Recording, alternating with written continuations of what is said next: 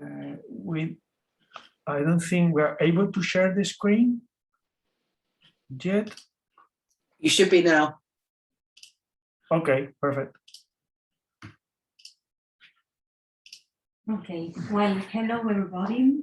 We are delighted to participate in this meeting, doing it despite doing it from a distance because of the pandemic context, and our talk will focus precisely on how this context has affected both the form and the content of our research focused on the intersection between masculinity and old age in Spain. On the one hand, the pandemic had a great impact on our fieldwork, which consisted in conducting focus groups with men over 65 years old with different sexual orientations and social backgrounds. In general, the pandemic has been clearly marked by age, not only because of the virus attacks young and old people unequally, but also because of the public measures taken to solve it. Age was a criterion for access to medical care, but also to create confined groups, almost never for the benefit of the older. In many countries, the elderly population was asked to self-confined, and in others, only them were confined. Thus, on the one hand, the coronavirus crisis made visible social segregation based on age, as well as the lack of intergenerational spaces to avoid it. At the same time, it introduced unexpected topics to our research related to how old people, and particularly older men, inhabit public and private spaces in their physical and symbolic dimensions. The lockdown and social distancing measures modified the way of inhabiting and perceiving public and private spaces, turning the same concept of space in a key for thinking about our society. For a long time, the space has been only considered from a physical perspective and as a neutral or static element where social relationships take place.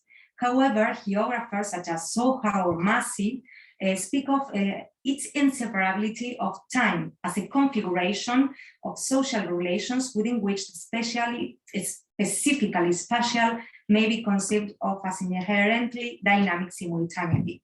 Even more, since social relations are everywhere imbued with power and symbolism, this view of the spatial is an ever-shifting social geometry of power and signification, even more permeated by multiple inequalities such as gender and ages.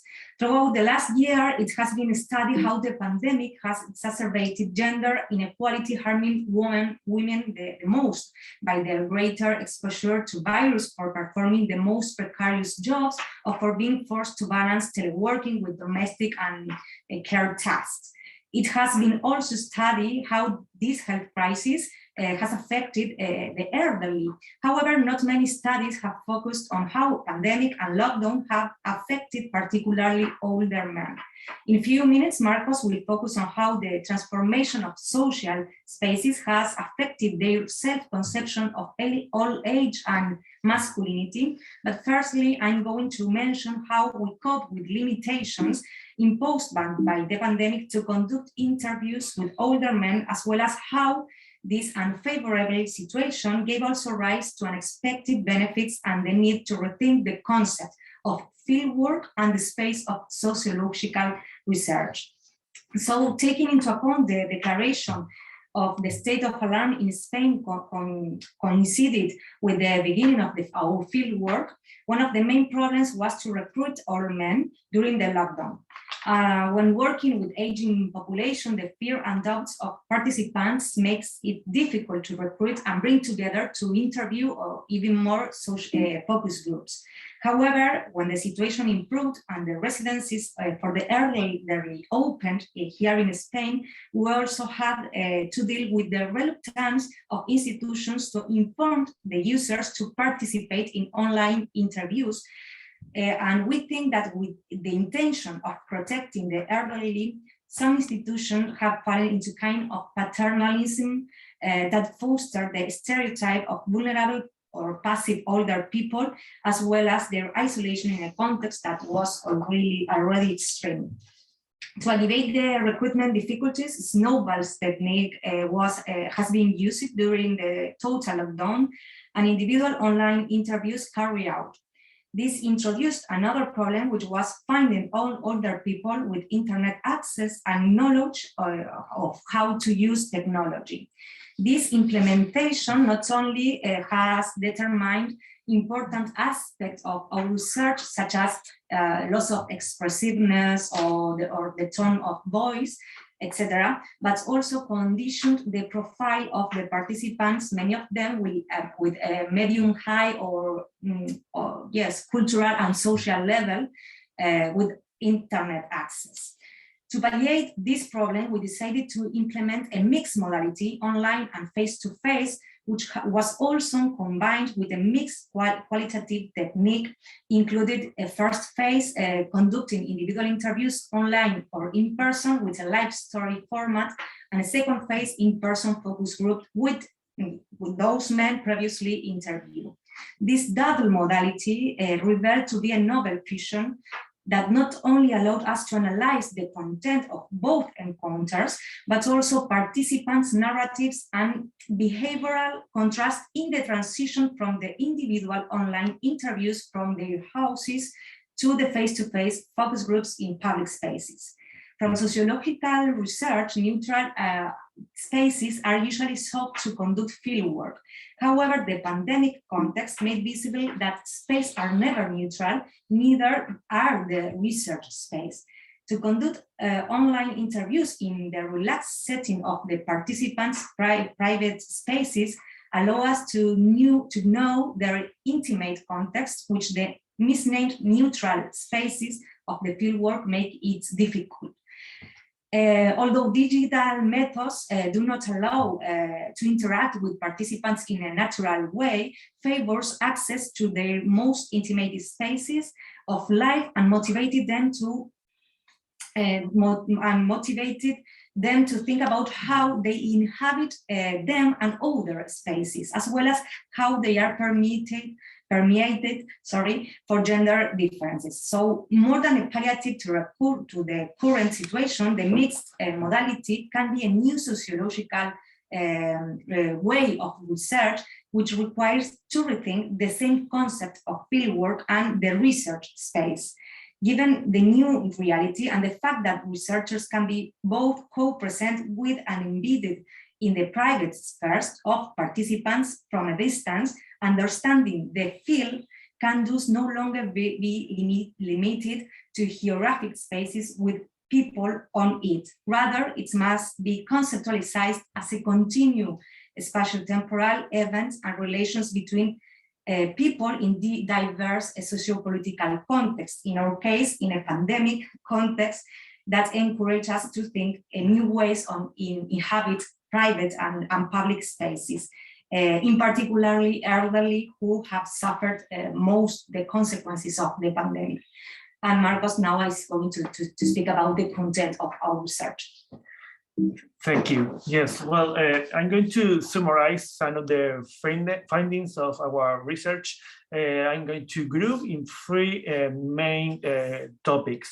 Well, the first is the fear and the loss of public space, how older people perceive somehow that they were losing public space, mostly because of the measures that restrict the access to public spaces and particularly access of older people to public spaces. The lockdown did not only bring social distancing, but also a kind of intergenerational distancing, feel also by the media, how media portray older people as vulnerable, as frailty, and this is having an impact on other people, both cognitive and emotional states. That's why somehow we could grasp a feeling of fear in other people when they told about how they were feeling because of the measures that were taken and because of the portrait of other people in the media. We have this testimony here, and when someone told us that we not want to discriminate us, that is our fear because old age has never been valued. they have made us live with anguish, with fear, when it is a life process, which will also have to be intergeneralized, because all generations are necessary. This society is only evaluating productivity, the economy, and that's something that was quite common in the comments that we found in our sample. Another big topic was the one of loneliness and the relationship, on how they feel loneliness in the private space.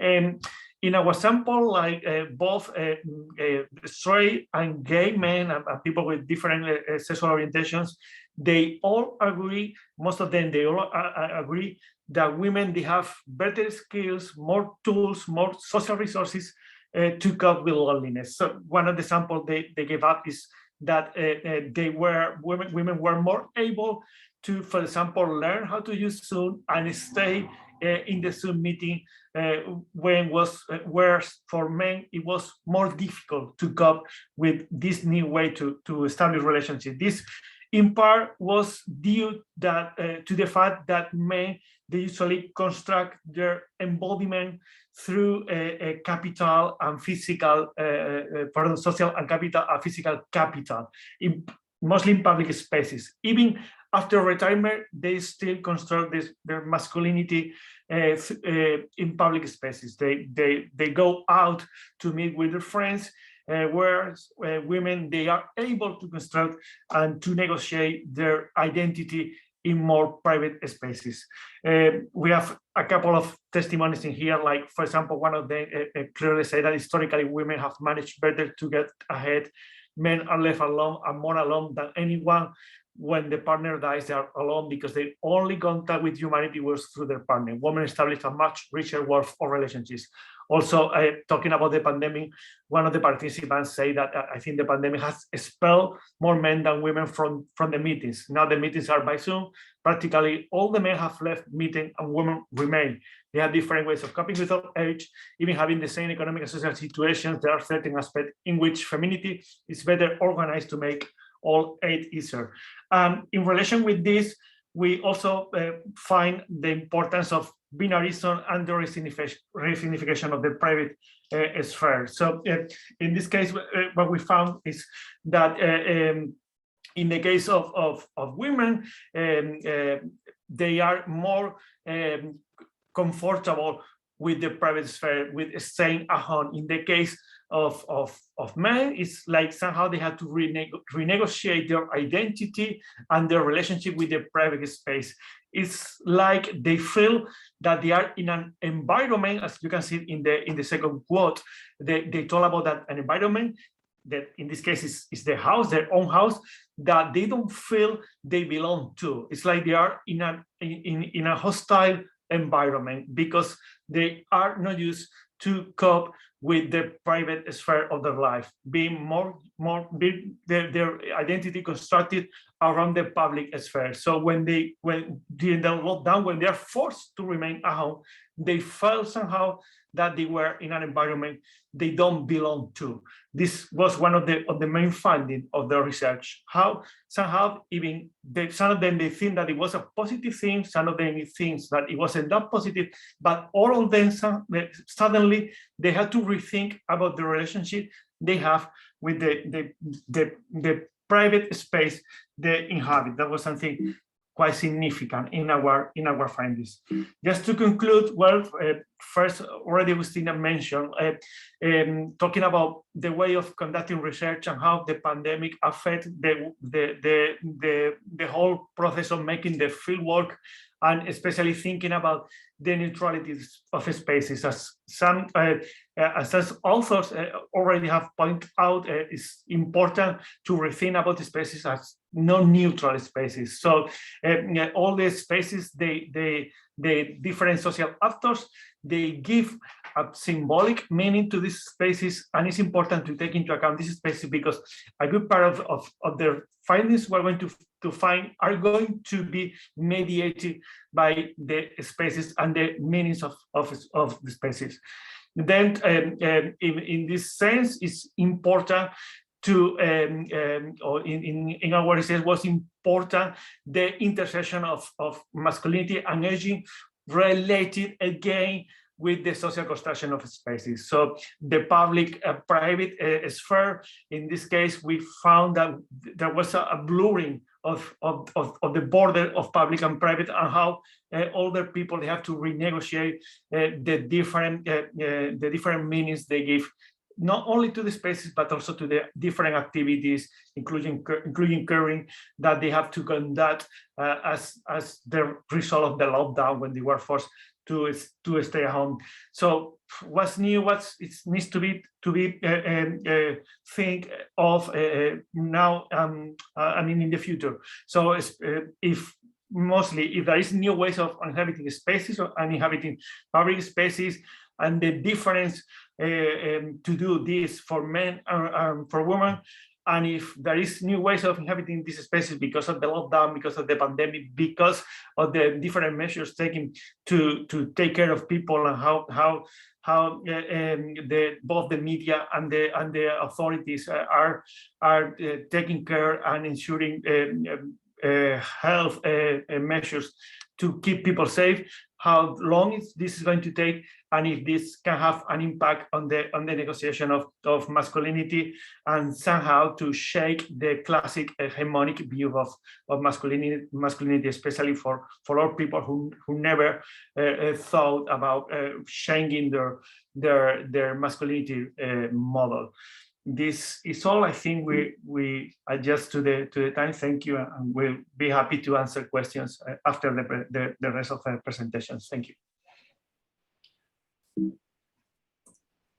Fantastic. Thank you very much, Marcus and Agustina. That is a really fascinating analysis of, I think, an often overlooked group of people when it comes to sociological analysis. So thank you. Okay, now it is over to Duru, who is, I don't know if I'm pronouncing that correctly, Duru, so please do correct me if I'm not. You're on mute. And the pandemic life. Thank you, it is Duru. Duru, okay, great. So Duru, the paper is called The Fall of the House of Male Solidarity, Transition of Spatial Experiences of Men Under Pandemic Hit Restrictions. Over to you. Thank you.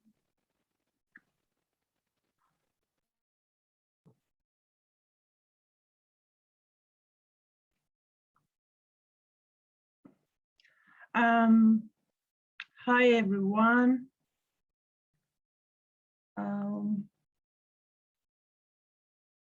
Sorry. I am Duru Ugurlu, and I am a graduate student at the Department of Cultural Studies and Media at Hacettepe University, which is in Turkey. Thank you all for attending this session.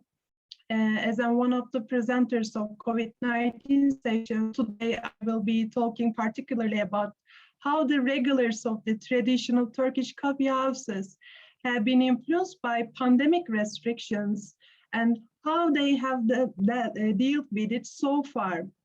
And at the very beginning, I would like to say, if the content of my presentation may sound triggering one, I would like to apologize for it at the first hand. What is the main concern of my research? I would like to give a brief introduction about it. My research is about traditional Turkish coffee houses as crucial masculine socialization hubs, which are quite important for the social and cultural life of Turkish society for centuries. And we can encounter one of the coffee houses, almost any neighborhood of almost any cities of Turkey. In this regard, we can say that they are pretty common, and they are preferred too much among the male people. However, they have begun to lose their significance in the course of time, especially after the appearance of pandemic. If we are going to talk about this gendered nature before the pandemic, we can say that these coffee houses are men-only spaces generally, and they are invaded by male social actors. And these coffee houses do not only embody considerable nexus among masculinities through providing men-only spatial experiences, such as spending idle times with gambling or other table games, of course, particularly among the male customers, engaging managed dialogues ranging from the political agenda of a day to a personal matters, and turning these coffee houses into male panopticon, surveilling the mobility of other subjectivities. And more importantly, these coffee houses are seen as male houses and sanctuary meeting places for those who sees a chance to retreat from the constraints of their life. And these coffee houses are mainly located in the heart of the city or isolated outskirts of the cities. With the appearance of pandemic, we all experience this. I mean, our sense of place and belonging has been subverted dramatically due to the prolonged curfews and partially normalization processes. So in this regard, I couldn't help asking myself how the agency of masculinities in those coffee houses has been influenced by pandemic phenomenon. So in this work, I have tried to follow the answer of this problematic after being confined to private spheres for a long time and socially excluded from their male peers, how regulars of coffee houses have dealt with the isolation and solitariness away from their male solidarity. Which methods I have used for this research is that analysis of this research was designed through the help of standpoint theory. Also, I conducted this research with in-depth interviews and focus group interviews among 14 participants with open-ended questions in both Ankara and Istanbul, which are two major cities of Turkey. The most difficult aspect of this research was how I was going to engage with my field work. At first, I had a really hard times because of my gender identity, but I had to this situation into an advantage. In this context, I had to use various tactics. I mean, I just tried to create ones for myself to be engaged in my field work in a more safe way. At first, of course, I couldn't enter these coffee houses as a customer due to the dense male gaze and atmosphere. Over the time, I tried to get them there, I mean, these coffee houses through asking people on the street. Sometimes my student ID also provided me an easy access into the field work. Sometimes I was also quite lucky as people on the street accepted to accompany me to get in there. And of course, if we can guess that these people were men. I mean, the people I encountered on the street. As a young female researcher, I saw that my gender was one of the biggest obstacles for me for this research. And I try to, again, I am saying, I just try to turn this disadvantage into an advantage as the standpoint theory suggests. And what were these tactics I deployed? They were, I mean, I tried to bend my femininity. I tried to embrace a more masculine stance from how I dress to the way how I talk.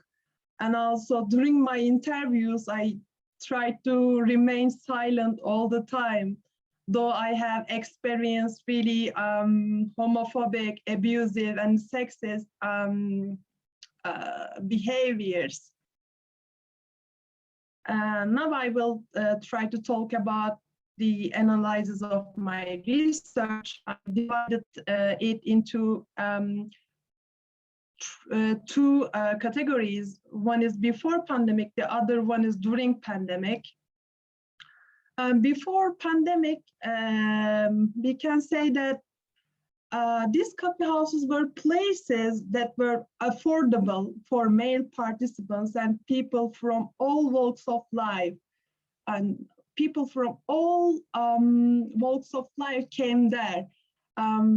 when I asked to my participants why women do not prefer these coffee houses, they say that there is a wrong perception in the society, and women come here too. But during my field work, I have never seen a woman come here. I mean, I was just there all alone. There wasn't any other woman customer in there.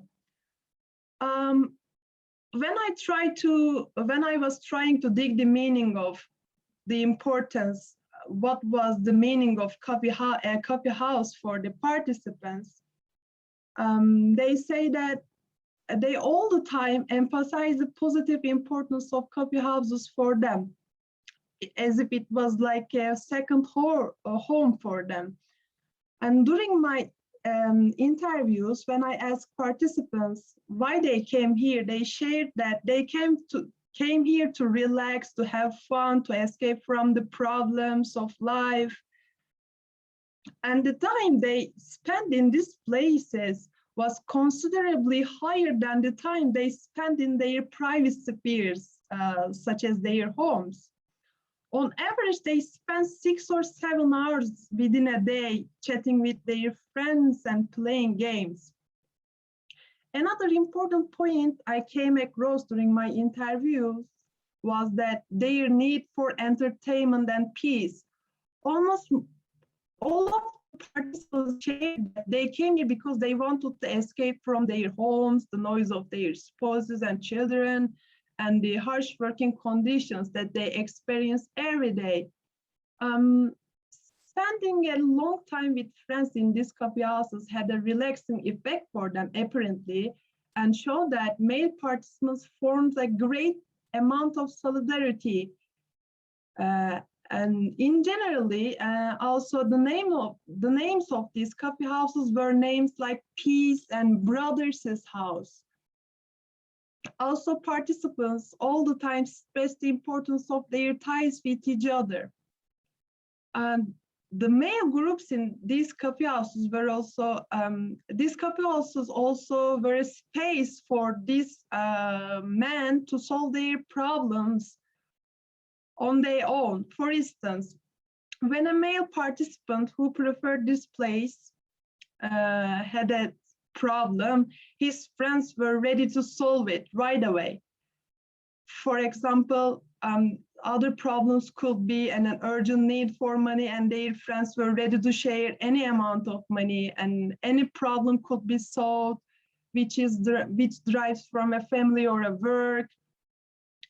And in this regard, their friendships were so important for them, and they could even, for instance, one of their sons wants to get married, and the father comes there and discusses with the people in here about his son's marriage.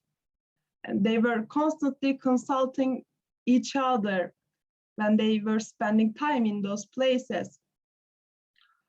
Also, their forms of entertainment and speech were based on insulting each other. I mean, just before this sentence, I stressed the importance of how they have a good ties with each other and so on. But behind the scene, I mean, when they were together, they were all the time humiliating each other and using slang words to each other. And also, the games they played were not just games. They played it for fun, but it was about winning and not being defeated. During the game, they were cursing each other. They were accusing each other of being feminine. Also, the other important point is that, for example, when a male wins one game, they were saying this thing was this meant for them hitting the rest. And also there was no room for those who were sensitive and fragile.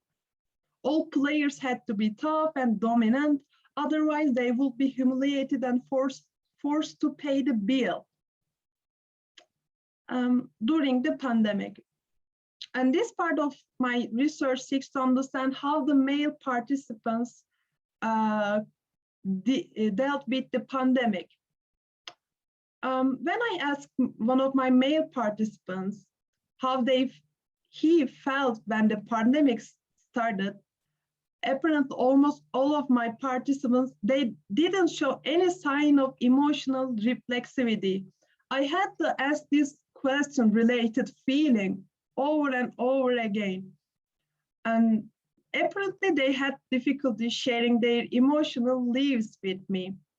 In their response, for instance, instead of saying that I felt like this, they were using we pronoun. I mean, one of my participants just used we pronoun. Almost all of my participants was like this, to be honest. They were all the time, instead of talking themselves, they were using, instead of, they were using I instead of we. They were saying, we just felt a bit worried about it. And after that, we didn't care about the pandemic. So I did not get clear answers about the feelings of the participants. However, when I asked one of my questions, when I continued to ask other questions of mine, I was able to just get few impressions.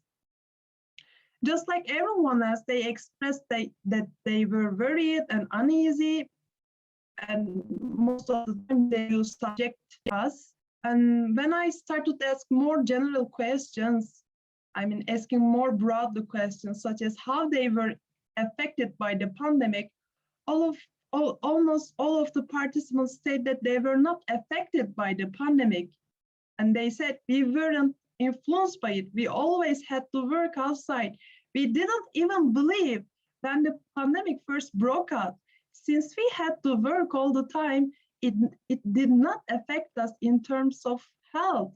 Again, we continued to work, and sometimes they say that we just sometimes felt sorry for the dead. And one of my participants said that we are people of faith, and we all know that one day we will die. It doesn't matter today or tomorrow. He said that the pandemic was just a punishment given by God to make people wiser. We were only affected economically, and we were separated from our friends, that's all. In the narratives of male participants, there was some themes like heroism and being indifferent and avoidance of sharing their feelings. Participants expressed themselves as heroes who are obliged to work, and they were responsible for making a living and protecting their families. And it was also often mentioned that they do not comply with the hygiene conditions, and these situations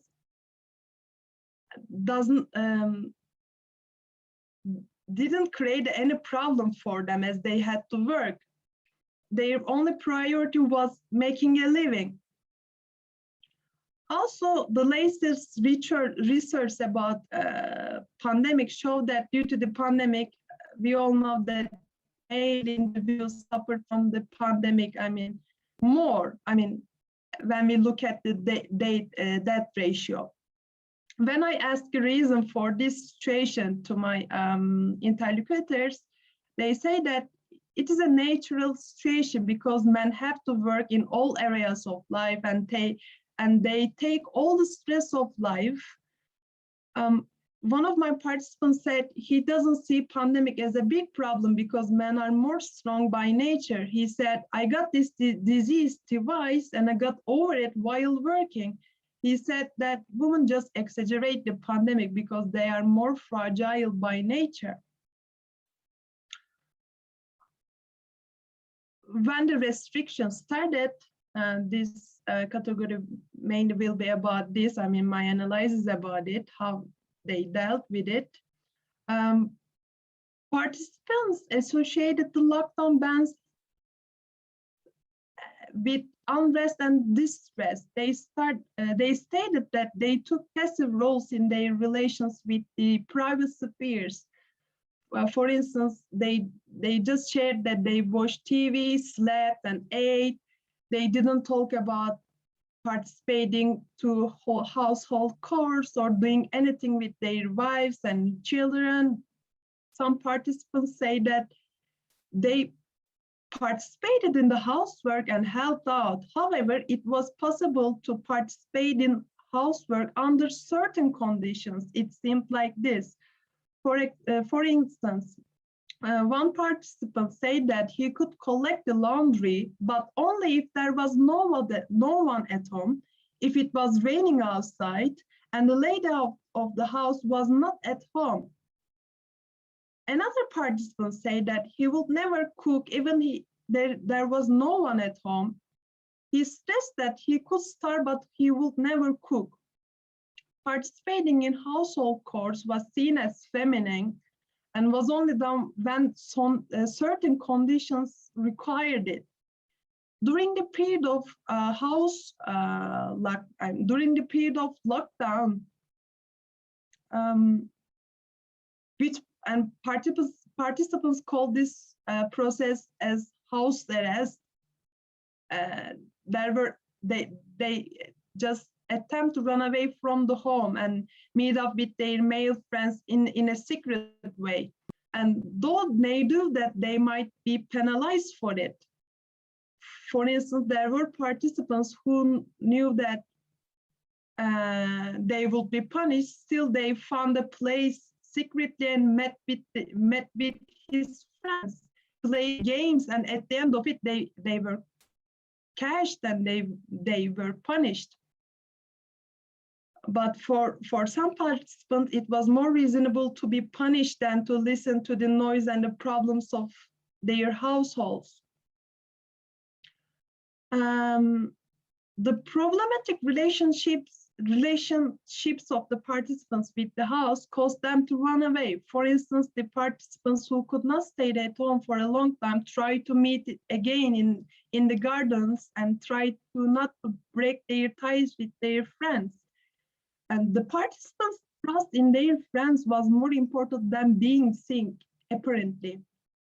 For instance, one participant of mine said that I still meet with my friends every day and I have never suspected them that I will catch a disease from my friends.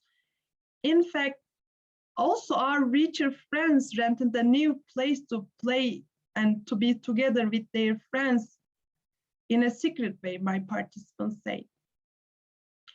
And in conclusion, very few participants stated that they are involved, that they got involved in housework, but it was more like repairing the broken things at home or making new ones. And also other ones stated that they had their spouses and sometimes prepared the meals themselves, but they were really few in number. I am ending my presentation. While I was investigating how men were emotionally affected during the pandemic period, I have observed that men generally wore a reckless mask. At the end of the day, they wanted to be the hero by establishing a risky relationship with the pandemic and escaping from their relations with the privacy fears. And also, at the same time, I don't think that they will leave the pandemic with great transformations. Thank you all for listening. Duru, thank you very much for some interesting observations on a fascinating area. Thank you. So everyone, Frank has joined us. So Frank, I'm now gonna hand it over to you. Frank's gonna be speaking, it's gonna be talking about finding joy in elegy. Can you stop sharing, please, Duru? Okay. Thank you very much. Appreciate it. Good morning, everyone. I am so happy and excited to be here and apologize for my lateness. Good morning. I thought our presentation was starting a little later, so it's now just after my 6 a.m. here, which is quite silly early. And you're seeing me a little less disheveled than I am normally, which is great and perfectly apt and appropriate for what we're doing today. So today I want to give a short little interjection talking about elegy and joy that kind of intersperses poetry into it, as well as kind of thinking about what do we mean when we talk about these terms. So before I say some lines of poetry, I'll just say poem, so we know when I'm saying something that's meant to be a poetry piece. Poem. In January, my best friend coaxed my clawed hands from the medicine cabinet. In February, I met my partner. January felt far away, a piece of some remote past. In March, the world ended. April is lonely. Amongst these lifetimes of COVID, of pandemic, whatever word we'd like to, there's been a wide birthing of new literary journals dedicated to and developed within the pandemic. In this presentation, I want to briefly explore the way that some poetic responses to the pandemic might help guide us away from some of what once was and that might be best left behind, and some of the things in our oration of Elegy, right? And towards a newer sense of self and relation as we move forward into a post-pandemic world, parentheses, whenever that might happen. Here, I talk about quarantine being theorized as seeding rather than a cutting off, as an opportunity to grow roots. Similarly, rather than seeing Elegy as a mode of melancholy, it sees, as many cultures do, the elegiac as infused from this core with senses of joy and the reality of a tomorrow still. During the beginning of the pandemic, people spoke about the ways that nature was regaining, recuperating, and finding new ways to come back to life. I think many of us saw those pictures of deer in places that they hadn't been for 100 years and the like. And so here, I want to take a similar focus on recuperation, but of people, their spirits, and their relations. In particular, part of what undergirds, even if it doesn't make its way to the surface here, is a question of what could happen if masculinities and men and all of us reoriented ourselves towards elegy and joy. In this, I'm hoping to push kind of in a subtle way for a kind of pataphysicist rebirthing of masculinities and relations, which moves us one step at a time. As we think back through how we have used our time of late, right, whether we call it quarantine, pandemic, or just 2020 in through 2021 somehow, we will have to begin wading through what it is that we used it for. What exactly was it for?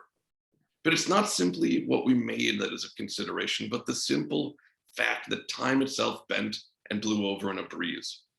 We can begin to think about this time following Jack Halberstam, maybe a little loosely, describing queer as an outcome of strange temporalities, imaginative life schedules, and eccentric economic practices.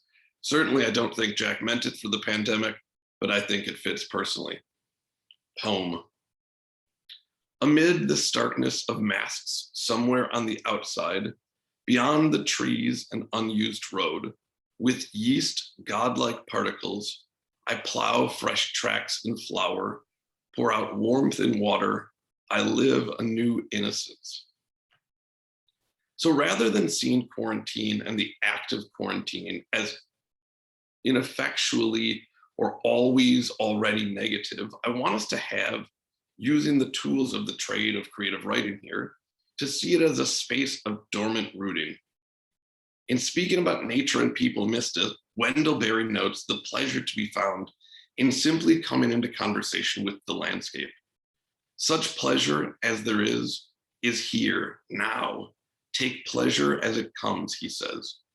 The land and seeds and the bees that pollinate recognize the importance of moments of stillness, moments of fallow. One might suggest a comparison to Noah and the flood and the way that the ark represents in a quarantine built on seeding and the what comes next rather than what is lost. What might it be to see this period as such a time for all of us? Poem.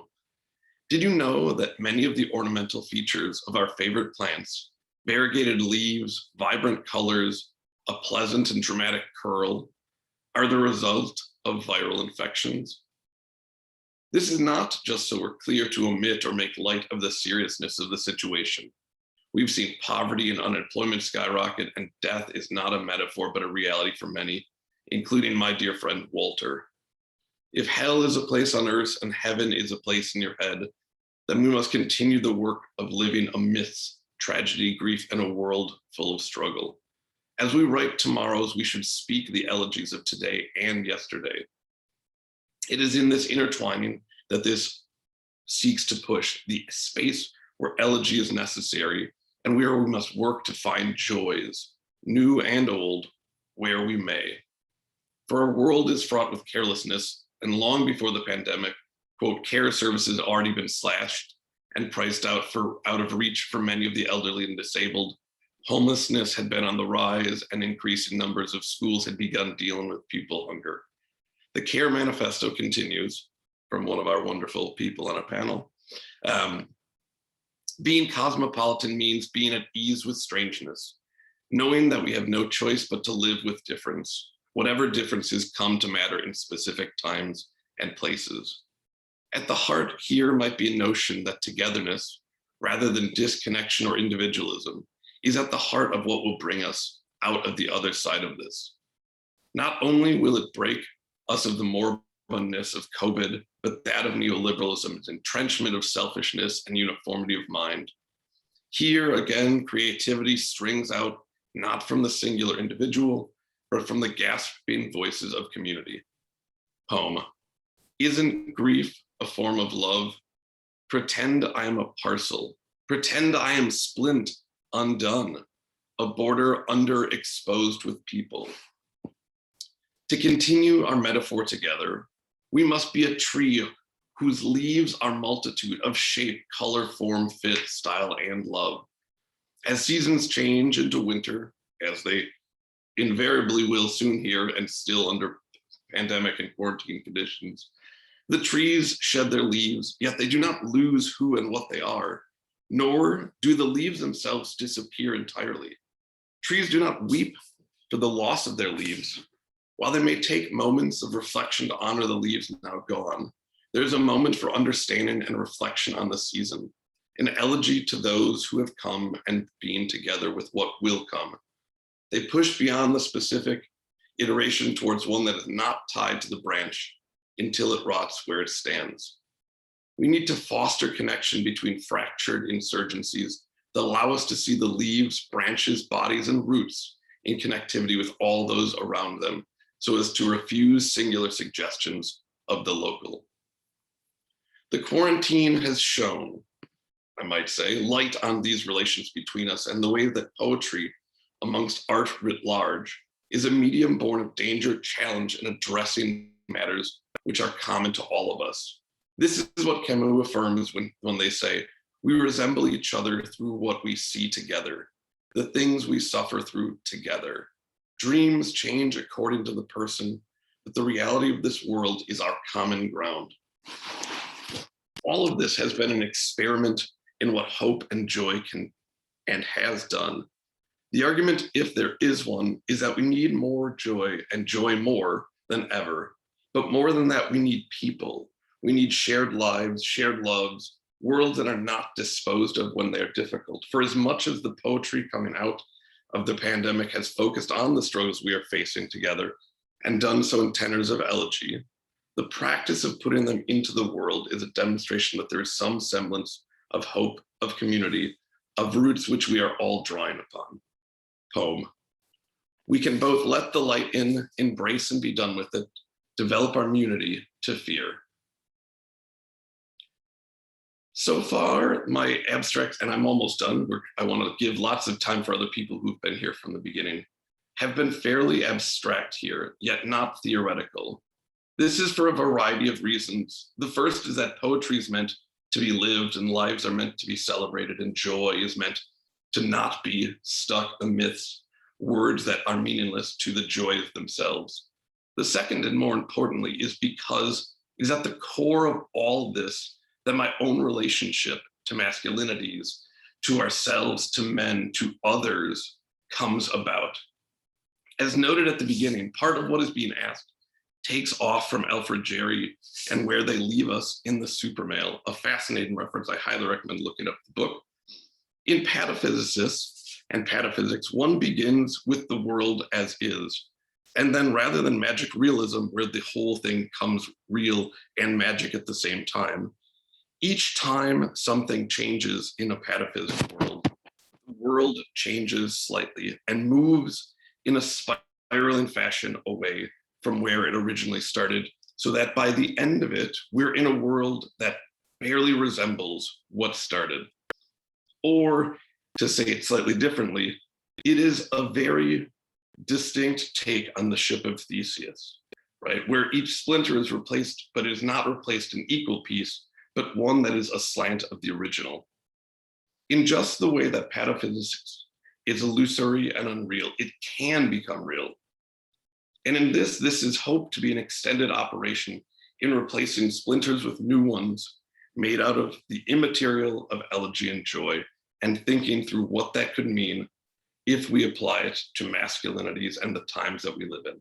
Thank you so much. Thank you very much, Frank, for another wonderful paper, particularly delivered completely unexpectedly at 6 a.m. in the morning. So thank you very much for that. Okay, I'm now going to open it up to all of you, to the audience, for questions or comments. Please put your hand up if you want to speak, or add a comment to the chat box, and I'll read that out.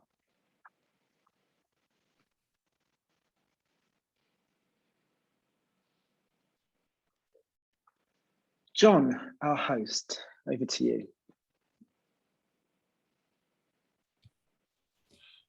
Hi, thanks for all of the papers. They were really interesting and really various too. My question, you get so sick of people saying, oh, this is a question, but it's probably a comment. You know what I mean? I'm speaking to the first two speakers, and I'm thinking about the particularities of the Spanish context, or at least the Southern European context. And it kind of occurred to me that public space and outside public space is really important in Spain, and it's especially important for older people in Spain. You know,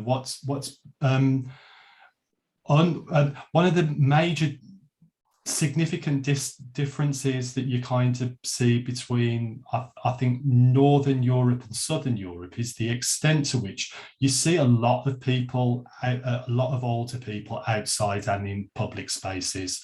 So I guess one of the things I was kind of thinking was the extent to which your research project could be extended to look at other European contexts, and the extent to which public space is significant or inflected differently in different European contexts. I wonder about the extent to which what you've observed in Spain would also be true in, you know, colder, darker, wetter countries like the country that I live in, Germany, Holland, Scandinavia, for example. I don't know whether the lines are so kind of clearly drawn between, you know, Southern Europe and the rest. I think they probably aren't. I think the picture's probably more complicated, but certainly in Britain, it would be true to say that that public spaces don't feel so open to older people. And in actual fact, when you ask older people about occupying public space, quite often what older people say in Britain is that they find public spaces intimidating and unfriendly and unwelcoming for them. So, you know, that's something, I don't think that's true in Spain. And I think it's one of the great, for me personally, one of the great strengths of Spain is the extent to which you see older people mixed in amongst the community and out in public space. It's one of the things I really love about Spain. I don't know why I told you that, but it kind of, it was a thought provoked by your presentation. Yes, actually, well, we didn't mention at the beginning of the presentation that this research is actually part of a European project. It's a gender-led project, and also, so we are already doing this comparison with other countries. as you mentioned, we have one partner from Sweden. We have also partners from Estonia, where obviously, I mean, the weather is not the only factor. I think it can somehow it can help to stress some other social factors. But these partners already point out this kind of Spanish or Southern European singularity in the use of public space. Spain is like a very safe country. Like recent stats show that it's one of the safest countries in the world. So that is a factor. But I think that what is more important is what we have to look to our close in the medium range history scope. That is the dictatorship.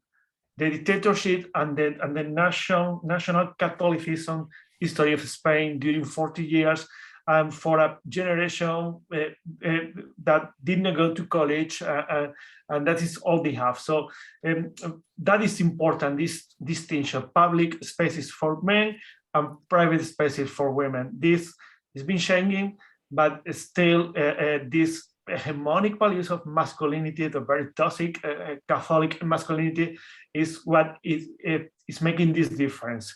And men, all men in Spain, somehow they feel uncomfortable at home in the private space. It's where usually your wife is the one at home. She has to take care of everything. It's also interesting, like the patterns of paternities, how they change through time, the way of people experience their paternity. So I think that is something to take into account, like the historical and sociological background where these people socialize most of the time at school, at work, and the media.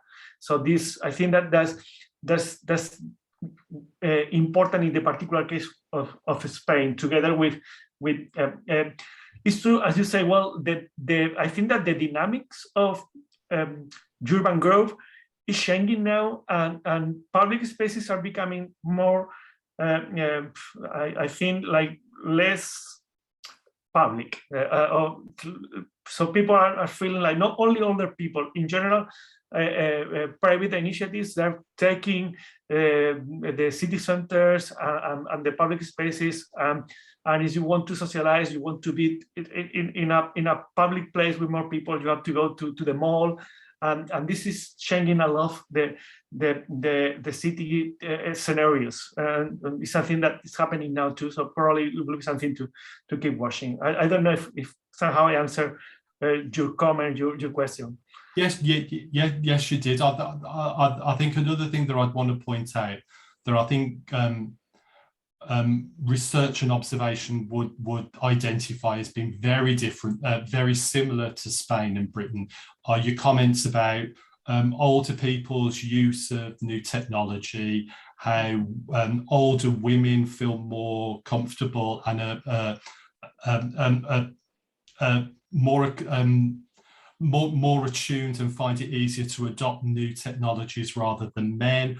I think your observations about bereavement and women coping better with bereavement than men do, these things, I know from personal experience, these things are definitely exactly the same. Yeah. Actually, exactly the same. Yeah. Thank you. That's been You're really welcome. interesting. Thank you. Thank you, John. Okay, Jose. Hi. Hi. I just want to reiterate what John said, but actually maybe reformulate it, because I think something interesting, even though we now understand that this is a cross-cultural study, it would be to take into account the definition of the home. Yeah, kind of, what is our home a space for? Which I think, living in England and being from Spain, I see as very different. And I was also fascinated by the quotes that you used. So, how the home is a feminine sphere, and, but that historically women have managed to socially better, that the burden of sociability is gendered and it's on women. So that seems to me kind of a tension, and I wonder if you could elaborate a little bit on that and see what effects has the pandemic had on this. It's very interesting. Yes, it's important to make the distinction. I think on one hand we have social capital, so that's been important for men. So in order to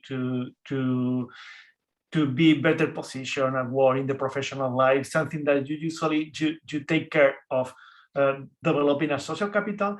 And on the other hand, we have sociability, as you just mentioned. So usually women are socialized in developing this sociability, that is better tools, better skills in order to talk, to elaborate better discourses, to show their emotions.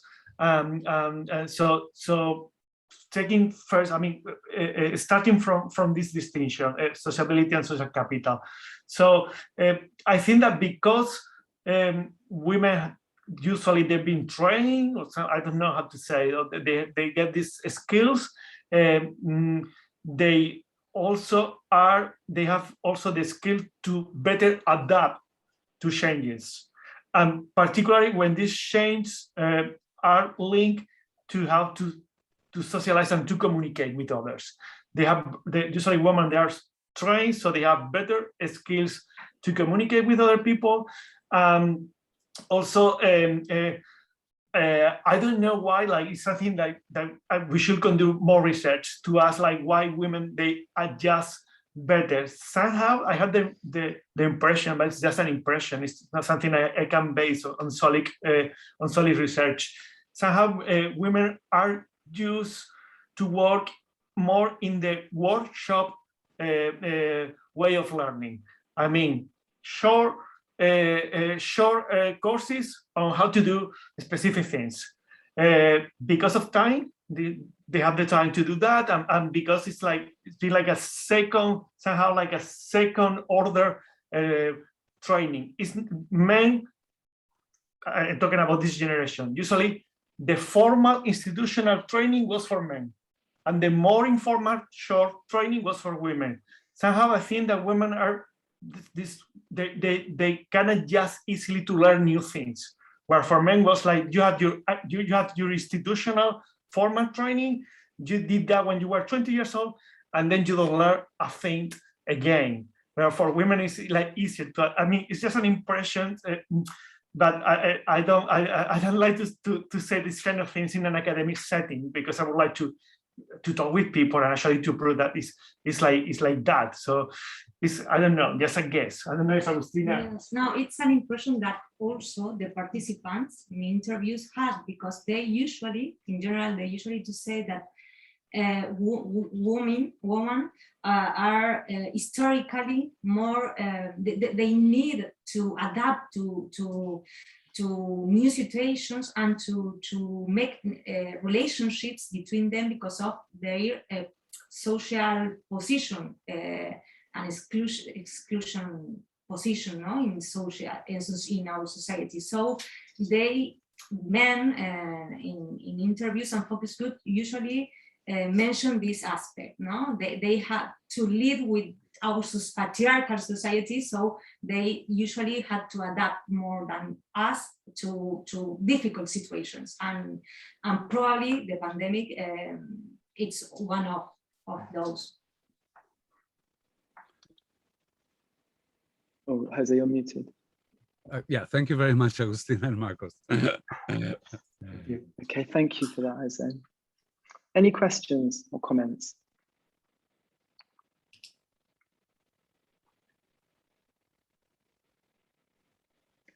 Okay, I'll take chair's privilege if you want to continue to think about what to contribute. And I will, this is a question for both Duru and for Marcos and Agustina. Obviously the papers had a lot of similarities, and one thing that I'm interested in is that I think men of the generation you're speaking about, certainly in Britain, and hope I've got this kind of correct, were the most vulnerable to dying from COVID and from kind of being hospitalized and so on, I think over 70 or 80. And Duru, you spoke about the need to be heroic, and Marcus and Agustina, the impression that I got from your paper was a kind of sense of frustration, but I mean, I also wonder where, if there was a sense of fear. I mean, I know that that isn't necessarily going to be communicated in the sort of research context that you're operating in, but I just wondered whether that sense of being a particularly vulnerable group was articulatable in the interviews and in the focus groups, whether that came through the cracks at all. As I say, I know it's not often something that gets talked about by these men. Yeah. Well, it's in the case of Spain, they were really, I mean, other people, they was like the most affected by COVID, and it was particularly a particular problem in the case of institutional care. So in care homes, like almost half of the people who die in Spain, they die in a daycare facility. So this actually makes them feel vulnerable, and so fear was in there when we talk with them. We actually affects a lot the whole research process. We wanted to conduct focus group because also the research is about the representation of masculinity in cinema and literature. So we wanted to show them excerpts from movies and to get them to talk about it. But because of the situation, they were really afraid of getting together with other people. And somehow they were afraid of the virus. So it was in there, like it was in there. To us, the interesting thing was like that not only the results, the findings were something isolated from the way we get to the people. So both things were together. So because of the situation and the tools, we get to contact with the people. The things they talk about, it changed totally. So Agustina would say, for example, that she was conducting an interview, and suddenly the wife of the participant was in there. So the man took the chance to introduce, oh, this is my wife, totally changing the directions of the discourses. So it was a lot of things in there. It was the fear, it was people being afraid of what's going on with them, but then people talking about feelings they never thought about it before. It was something new for them. People negotiating, renegotiating their masculinity, the way of perceiving care. Like there is like very interesting literature on how dementia affects the masculinity when the man is the one who has to take care of the wife. So I think that I don't know if I'm answering your question, because I think it's a lot of things in there, but sure. Yeah. Okay, and Duru, what about in your context? You're muted. Duru, you're muted. We can't hear you. I all the time forget it. Yes. As I mentioned in my presentation, my participants never showed any sign of the things that the Marcos mentioned. They just wore the bravery mask all the time. I mean, even they tried to share their feelings. I mean, they were just using we instead of talking about themselves personally. So I had really difficulty while trying to talk about their emotional responses towards the pandemic. I mean, how they, experience it psychologically, emotionally. They were all the time and pretending the heroes of this pandemic situation. Yeah, okay. Thank you, Duru. Okay, Frank, Jose, I don't know, Jose, if you want to ask that question.